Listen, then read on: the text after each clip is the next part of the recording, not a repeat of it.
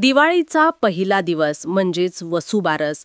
वसुबारसच्या पूजनाने तुमच्या घरातही सुख शांती भरभराट नांदू दे हीच महाराजांचरणी प्रार्थना करते. तुम्हा सगळ्यांना वसुबारसच्या खूप खूप शुभेच्छा. दिवाळीचा पहिला दिवस म्हणजेच वसुबारस रमा एकादशी. या दिवशी गायीची तिच्या पिलासोबत पूजा करायची असते. याच दिवशी आपण पणत्या लावतो आणि खऱ्या अर्थाने दिवाळीला सुरुवात याच दिवशी होते, म्हणून याला दिवाळीचा पहिला दिवस मानला गेला आहे. वसुबारस कशी साजरी करावी, प्रत्येक आईने आपल्या मुलासाठी गाय आणि तिच्या वासराची कशी पूजा करावी तेच आपण आजच्या व्हिडिओमध्ये बघणार आहोत. तर चला व्हिडिओला सुरुवात करूया.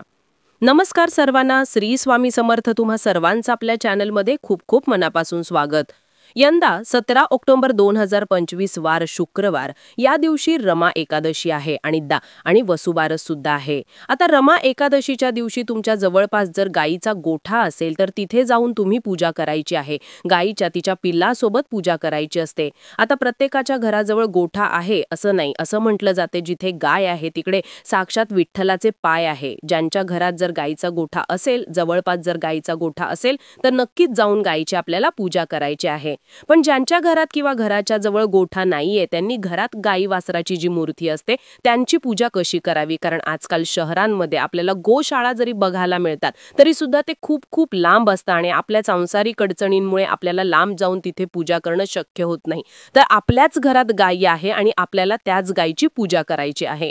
आता जर तुम्ही गोठ्यात जाऊन पूजा करणार असेल तर ती कशी करावी ते तुम्हाला सांगते. अगदी एकादशीच्या दिवशी तुम्ही दिवसभर नाही तर प्रदोष काळी गायीला जाऊन गोठ्यात जाऊन तुम्हाला गायीची पूजा करायची आहे. आता एकादशी असल्यामुळे गायीचा सुद्धा उपवास असतो असं म्हणता. मग गायीला काय खाऊ घालावं? आता बऱ्याच ठिकाणी असं आहे की गायीला तुम्ही बाजरी खाऊ घालू शकता, पण खरं तर गायीचा सुद्धा उपवास असतो म्हणून याच दिवशी आपल्याला फक्त गायीला गूळ खाऊ घालायचं असतं. मग तुम्ही जर डाळ खाऊ घालणार असेल किंवा जर तुम्ही गहू किंवा बाजरी खाऊ घालणार असेल तर ते चुकीचं आहे, कारण एकादशीच्या दिवशी गायीचा सुद्धा उपवास असतो असं म्हणता. गायीच्या पोटी 33 कोटी देव आहे. हिंदू धर्मामध्ये गायीला अनन्यसाधारण महत्व आहे. आपण तिला गोमाता म्हणतो. खरं तर भगवान बाळकृष्णांनी स्वतःला गो सेवेमध्ये एवढं सामावून घेतलं होतं की त्यांना गोपाल असं म्हटलं आहे. गायीची माहिती खूप आहे. पृथ्वीवरील अमृत हे तर खरं दूध आहे आणि आपल्याला गायीच्या स्वरूपात ते दूध मिळत असतं. फक्त दूध नाही तर गायीच्या स्वरूपात आपल्याला 5 पदार्थ मिळत असतात. त्याला आपण पंचगव्य असं म्हणतो. दूध, दही, गोमूत्र, गायीचं शेण हे सुद्धा तेवढं पवित्र. घरातली नकारात्मकता घालवण्यासाठी गोमूत्र आणि गायीचं शेण खूप चांगलं काम करत असतं. आता आपल्याला जर तुम्ही गोठ्यात जाऊन जर पूजा करणार असेल तर नक्कीच जाताना तुम्ही पाणी घेऊन जा. गायीच्या चारही पायावर तुम्हाला पाणी जल अर्पण करायचं आहे. गायीला हळद कुंकू अर्पण करायचे. फूल असेल तर फूल लांबून तुम्ही गायीला अर्पण करू शकता. आणि ह्या दिवशी आपल्याला गुळाचा नैवेद्य, थोडं तरी गुळ गायीला खाऊ घालावं. गायीला प्रदक्षिणा मारावी. जर तुम्ही 11 प्रदक्षिणा मारू शकत असाल तर अतिशय उत्तम, नाहीतर कमीत कमी 1 तरी गायीला प्रदक्षिणा मारावी. गायीचं दर्शन घ्यावं. त्याच्याच बरोबर गायीचं जे पिल्लू असेल त्याची सुद्धा अशीच पूजा करायची आहे. आता हे करून झाल्यावर प्रत्येक आई आपल्या मुलासाठी किंवा बाळासाठी हे व्रत करत असते. मग आता एकादशीचं व्रत, जर तुम्ही एकादशीचं व्रत करणार असेल तर तुमचं वसुबारसेचं सुद्धा व्रत होतं. पण जर तुम्हाला एकादशी करायची नसेल तर मग असं म्हणता की दिवसभर तुम्ही फलाहार घेऊ शकता आणि संध्याकाळी बाजरीची भाकर आणि गवारणीच्या शेंगा खाऊन उपवास सोडायचा असतो. ज्यांचा रमा एकादशीचा किंवा जे महिन्यातून एकादशी धरतात त्यांचा उपवास जर तो असेल तर त्यांनी तोच कंटिन्यू करावा. आणि ज्यांना आपल्या लेकरा बाळांसाठी उपवास करायचा असेल तर त्यांनी दिवसभर फलाहार घ्यावं आणि संध्याकाळी गवारणीची म्हणजे भाजी आणि भाकर याचा तुम्हाला नैवेद्य अर्पण म्हणजे तुम्हालाही ग्रहण करायचं आहे आणि तो अर्पणही करायचा आहे. या पद्धतीने चला आता आपण बघूया की घरातल्या घरात आपल्याला वसुबारसेची पूजा कशी करायची आहे. दिवा लावून घेतल्यावर सर्वप्रथम आपल्याला गणपती बाप्पांची पूजा करायची आहे. जर तुम्ही ही पूजा मांडणी सकाळी करणार असेल तर नक्कीच गणपती बाप्पांच्या मूर्तीवर तुम्हाला अभिषेक करायचा आहे. ओम गणगणपतीये नमः, ओम गणगणपतीये नमः या मंत्राचा मंत्रजप करून 21 वेळा किंवा 51 वेळा गणपती बाप्पांच्या मूर्तीवर तुम्हाला अभिषेक करायचा आहे. अभिषेक करून झाल्यावर गणपती बाप्पांची मूर्ती तांबणातून काढून घ्यावी. स्वच्छ वस्त्राने ती तुम्हाला साफ करायची आहे आणि नंतर जागेवर ठेवून द्यायची. हे सगळं करत असताना ओम गणगणपतीये नमः, ओम गणगणपतीये नमः या मंत्राचा मंत्रजप करावा. कुठल्याही पूजेची सुरुवात आपल्याला गणपती बाप्पांच्याच पूजेने करायची आहे. तुमच्याकडे जर लाल फूल असेल तर गणपती बाप्पांना ते लाल फूल अर्पण करावं. दुर्वा असेल तर तुम्ही दुर्वा अर्पण करू शकता.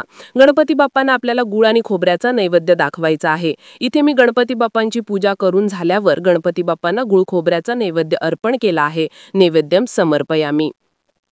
तर गणपती बाप्पांची पूजा करून झाल्यावर आपल्याला नंतर येतं ती जर तुमच्या घरात गायीची मूर्ती असेल, कारण अर्थात जर तुम्ही गोठ्यात जाऊन पूजा करणार असेल तर चांगलंच आहे. पण जर तुम्हाला तुमच्या जवळपास गोठा नसेल आणि गाई वासराची मूर्ती असावीच आपल्या घरात, ते पण गायीची तिच्या बछडासोबतची मूर्ती, ज्या पद्धतीने तुम्हाला इथे स्क्रीनवर दिसत आहे, तर आता या मूर्तीवर आपल्याला अभिषेक करायचा आहे. आता अभिषेक करत असता ओम नमो भगवते वासुदेवाय नमः या मंत्राचा तुम्हाला मंत्रजप करायचा आहे. मंत्रजप करत असताना ओम नमो भगवते वासुदेवाय हा मंत्र 51 वेळा पठण करावा. प्राचीन काळापासून हिंदू धर्मामध्ये गायीला अतिशय पवित्र मानले जाते. गायीच्या पोटी 33 कोटी देव आहे अशी मान्यता आहे, म्हणून तर तिला गोमाता म्हणता. आणि खरं तर गायीची उपयुक्तता पाहूनच प्राचीन काळापासून तिची पूजा करण्याची पद्धत आहे. गायीच्या थोरवेमुळे राज्यात दिलीप आणि भगवान श्रीकृष्णांनी गोसेवा सुरू केली. भगवान श्रीकृष्णांनी तर स्वतःला गोपाल म्हणून घेतला आहे. आपण अनेक प्रसंगी दान करत असतो, पण खरं तर गोदान हे सर्वात श्रेष्ठ दान मानलं जातं. आणि आजही असे बरेच लोक आहेत जे त्यांच्या कुठल्याही शुभदिनी ते गोदान करत असतात. आता आपण एवढं तर गोदान करू शकत नाही, पण या वसुबारसेच्या निमित्ताने नक्कीच आपल्याला गायीची पूजा करायची आहे आणि गायीच्या प्रती कृतज्ञता व्यक्त करायची आहे. ज्यांच्या घरात गाय आहे तिथे विठ्ठलाचे पाय आहे, संत तुकाराम महाराज नेहमी म्हणायचेत. आणि नक्कीच आपल्या केंद्रामध्ये सुद्धा जे लोक दुःखी आहे ना, त्यांना गोमातेची सेवा करण्यासाठी सांगितलं जातं. आणि आपल्यात सगळ्यात महत्त्वाचं की गाय आपल्याला अमृत देत असते. म्हणजेच काय, गायच्या स्वरूपात आपल्याला दूध मिळत असताना दूध हे पृथ्वीवरील अमृत आहे. गायीपासून आपल्याला पंचगव्य सुद्धा मिळतं, जे अतिशय महत्त्वाचं मानलं जातं. पंचगव्य म्हणजेच काय, तर गायीपासून आपल्याला 5 पदार्थ मिळतात. त्याच्यामध्ये दही, तूप, शेण, गोमूत्र आणि दूध असे 5 प्रकार आपल्याला गायीपासूनच मिळतात. तर आता हे सगळं करत असताना ओम नमो भगवते वासुदेवाय नमः या मंत्राचा मंत्रजप तुम्हाला करायचा आहे.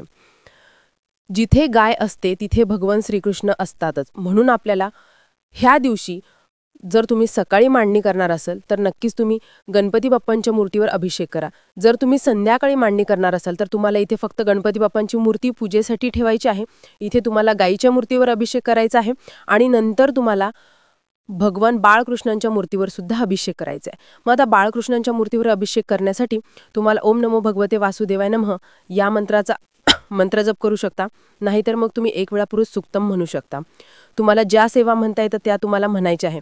बाळकृष्णांच्या मूर्तीवर अभिषेक करत असताना ओम नमो भगवते वासुदेवाय नमः या मंत्राचा कमीत कमी 51 वेळा किंवा 108 वेळा तुम्हाला मंत्रजप करायचा. कारण ह्या दिवशी रमा एकादशी आहे, तर आपल्याला नक्कीच भगवान श्रीकृष्णांची सुद्धा सेवा करायची आहे.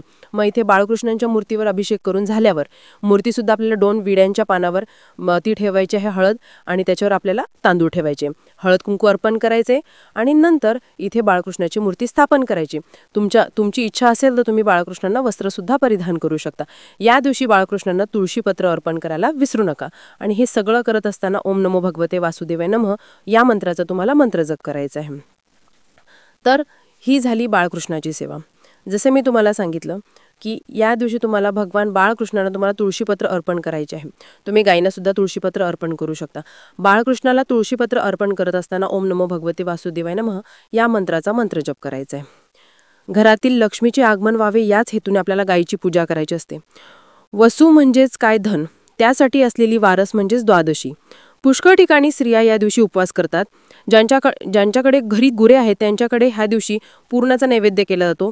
या दिवशी गहू आणि मूग खाऊ नये असे म्हणतात. स्त्रिया बाजरीची भाकरी व गवारणीच्या शेंगा यावर उपवास सोडतात. आता प्रत्येक गावात प्रत्येक समाजामध्ये वेगवेगळी पद्धत आहे, पण इथे अशी पद्धत आहे की बाजरीची भाकर आणि गवारणीच्या शेंगा आपल्याला उपवास सोडायचा असतो.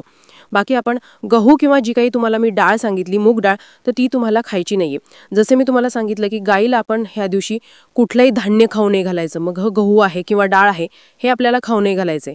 मग आपल्याला ह्या दिवशी गाईला काय खाऊ घालायचा किंवा नैवेद्य काय द्यायचा, तर ह्या दिवशी आपल्याला फक्त गाईला गुळाचा नैवेद्य द्यायचा असतो. गुळच गाई ग्रहण करत असते, कारण अर्थात एकादशीच्या दिवशी गाईचा सुद्धा उपवास असतो असं म्हटलं गेलं आहे. या दिवशी आपल्याला तुळशीची सुद्धा पूजा करायची असते, म्हणून तुळस आपण आदल्या दिवशी तोडून घ्यावं. एकादशीला तुळशीला आपण पाणी सुद्धा अर्पण नाही करत, कारण अर्थात तुळशीला सुद्धा उपवास असतो असं म्हटलं गेलं आहे. तर आपल्याला इथे गाईला गुळाचा नैवेद्य अर्पण करायचं आहे. नैवेद्य अर्पण करून झाल्यावर आपल्याला, जर तुम्हाला गायीची आरती येत असेल तर नक्कीच तुम्ही गायीची आरती सुद्धा म्हणायची आहे. दिवाळीचा पहिला दिवस म्हणजेच वसुबारस. या दिवशी घर गोठे स्वच्छ केली जातात, सगळीकडे आनंदी वातावरण असते. श्वेतावर शेतीचे इतके दिवस राखणीसाठी गेलेल्या गायी आपल्या बछाडासह वसुबारसेच्या दिवशी संध्याकाळी आपल्या घरी परत येतात. तेव्हा तिचे स्वागत करूनच तिच्या मागोमाग येणाऱ्या वासराला दिवाळीच्या वसुबारसेला उंबरठ्यावर ओवाळून घरात घ्यायची पद्धत आहे. शेती कामात मदत करणाऱ्या सर्व जनावरांविषयी आपली भारतीय संस्कृती अतिशय प्रेमळ आहे. गाय तर कुटुंबातील एक सदस्यच मानले गेले आहे. घरातले अखंड मातृत्व म्हणजेच गाय. या गोमातेचे पूजन तिच्या वासरासह याच दिवशी केले जाते. या दिवशी दूध आणि दुधापासून बनवलेले पदार्थ ग्रहण करू नये असं म्हणतात. कामधेनूचं रूप आपल्या घरच्या गायीत पाहून तिची पूजा करावी आणि श्लोक म्हणावा. जसं मी तुम्हाला सांगितलं की आपल्याकडे जर गोठ असेल तर तिकडे जाऊन पूजा करावी, पण नसेल काही कारणाने तर आपल्या घरातलीच ही कामधेनू गाय आपली गाय आहे आणि तिची तुम्हाला पूजा करायची आहे. एक श्लोक तुम्हाला सांगते. क्षीरसोद संभूते सुरा असुर नमस्कृते सर्वदेवमये मातृ घृणानद्यम नमस्तुते.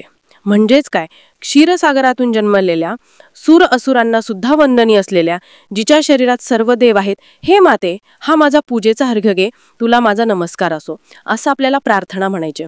तर तुम्ही बघितलं, याच पद्धतीने आपल्याला वसुबारसची पूजा करायची. ही पूजा तुम्ही सकाळी पण करू शकता आणि संध्याकाळी पण करू शकता, पण गायीच्या गोठ्यात जाऊन जर तुम्हाला पूजा करता आली तर नक्कीच तुम्ही ही संधी सोडू नका.